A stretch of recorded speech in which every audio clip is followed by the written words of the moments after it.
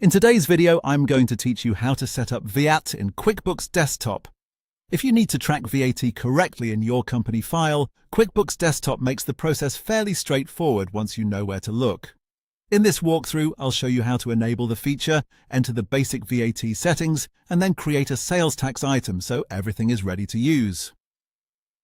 To begin, open QuickBooks Desktop and go to the Edit menu. From there, choose Preferences and then select Sales Tax. This is the area where QuickBooks lets you control whether VAT or sales tax tracking is turned on for your file.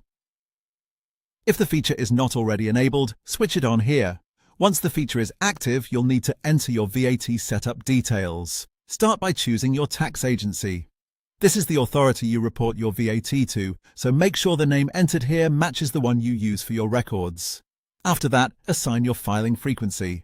This tells QuickBooks how often you plan to file, which helps keep your setup aligned with your reporting schedule. When those details are in place, click OK to save your changes.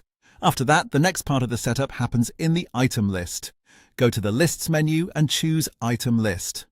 This is where QuickBooks stores the different items used on forms and transactions, including sales tax items.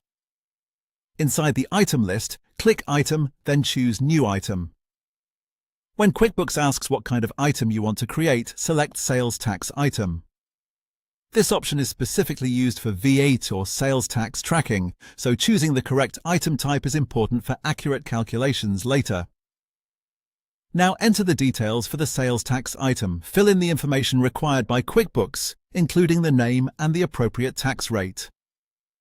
Take a moment here to double-check the values you enter, because this item will be used when VAT is applied to invoices and other sales transactions. Once everything looks correct, click Save. And that's it! Your VAT setup in QuickBooks Desktop is now in place. You've enabled the sales tax feature, entered your tax agency and filing frequency, and created a sales tax item that QuickBooks can use moving forward. If you're following along in your own file, it's always a good idea to review your entries one more time before using them on live transactions. A clean setup at the beginning can save a lot of time later. Thanks for watching, and I'll see you in the next video.